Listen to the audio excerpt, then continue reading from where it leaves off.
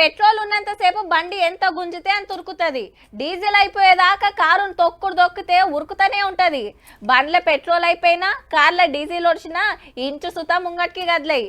ఎందుకంటే పవర్ అంతా సమ్మర్లోనే ఉంటదాయే.